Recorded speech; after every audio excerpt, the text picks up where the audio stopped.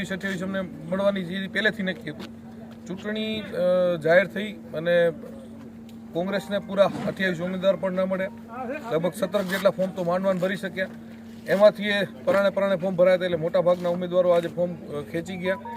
7 બેઠક રહી. 7 બેઠકમાં પણ લગભગ 3 કે 4 જ ઉમેદવાર છે, કેમ કે અમુક એમના 2-3 ઉમેદવાર 2 વોર્ડમાં ફોર્મ ભર્યા છે.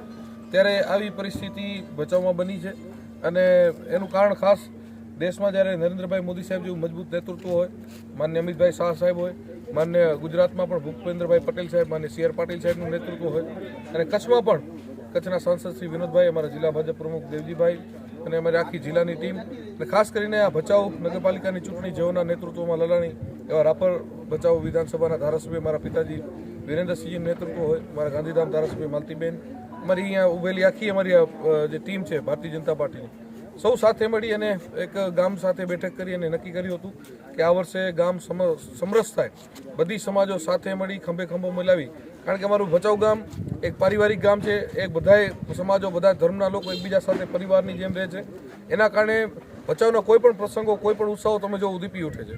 તો ચૂંટણીના પર્વને પણ અમે સાથે મળી નક્કી કર્યું કે ભારતીય જનતા પાર્ટીના તમામ ઉમેદવારો બિનહરીફ થાય અને આપના માધ્યમથી જે 6-7 જે સીટ બાકી રહી ગઈ છે એમને પણ કહું છું કે આ ભચાઉને સમરસ બનાવવામાં જે ભચાઉ ગામની તમામ સમાજોએ સાથે મળી નિર્ણય લીધો છે એમાં જોડાઈ અને ભચાઉની એકતાના દર્શન આખા ગુજરાતને થાય. ભચાઉનું જે વિકાસ મોડલ છે એ આખા ગુજરાતનું રોલ મોડલ બને, એના માટે એ બધા આગળ આવે અને ખાસ કરીને ભચાઉની દરેક સમાજ, દરેક ધર્મના લોકોનો ખૂબ હૃદયપૂર્વકનો આભાર માનીએ છીએ કે એમને કોંગ્રેસને એક પણ ઉમેદવાર ના આપ્યો એમ કહી શકાય. મોટાભાગની સમાજોએ તો એ ખૂબ આનંદની પળ છે અને ભચાઉનો જે વિકાસ ગત વર્ષોમાં થયો છે એના કરતાં પણ વધારે આ 5 વર્ષમાં એના કરતાં 10 ગણો વિકાસ આ 5 વર્ષની ટર્મમાં અમારી નવી ચૂંટાયેલી ટીમ, આખી બોડી સાથે મળીને અમે કરવાના છીએ.